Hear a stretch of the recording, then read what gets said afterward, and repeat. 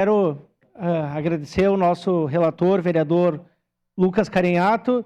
Quero fazer uma saudação ao Sandro, organizador da Parada Livre há 23 anos, que está aqui presente conosco no plenário. Quero te saudar, Sandro, a tu e a tua equipe, que incansavelmente, né, fazem esse trabalho abnegado, né, trazendo luz a um tema importante na nossa sociedade, pautando através das paradas que vocês fazem todos os anos, esses eventos, que acaba sendo um evento turístico para Caxias do Sul, né, e também que traz a visibilidade de temas importantes na nossa sociedade.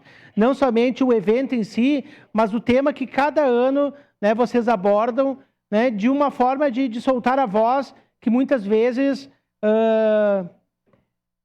ela é escondida por muitas pessoas que não querem que ela seja ouvida, né?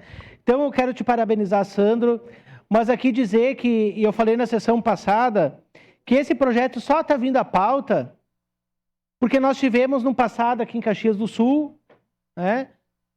E vários vereadores se lembram, eu recordei aqui o vereador Velocino Ex, que teve que protocolar um projeto similar a este, da bênção dos Freis Capuchinhos, porque Caxias do Sul foi proibida de muitas coisas, de fazer seus eventos nas praças, em parques, né, convívios com a comunidade, e a Parada também sofreu esse corte.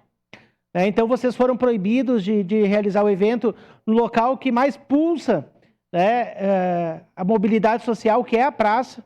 Né? A praça é o movimento das pessoas, de comemorações, de protestos, né? E aí vocês não puderam, então, mais realizar naquele espaço, foram proibidos pela administração. Então, esse projeto que nós estamos votando neste momento é uma forma simbólica de dizer para vocês, para todos que participam do movimento, que o município quer botar no calendário oficial, e eu quero agradecer ao Adiló pela sensibilidade também, agradecer à Câmara de Vereadores, as comissões que transitaram, porque querem colocar no evento do município de Caxias do Sul e, inclusive, está reforçando. Porque nós sempre tivemos o prefeito Pepe Vargas, o prefeito Sartori, o prefeito Alceu, o prefeito Cassina, sempre foram parceiros, né, do movimento. Então, nós não podemos... e aqui nós temos o vereador que é mestre em turismo, o vereador Felipe, e quando a gente olha na TV, né, no Jornal Nacional, a gente olha nas mídias... Lá em São Paulo, 1 milhão de pessoas. Peço a palavra, em presidente. Porto Alegre, 300 mil pessoas. Peço a palavra, senhor presidente. Por que aqui em Caxias do Sul nós não podemos investir neste movimento?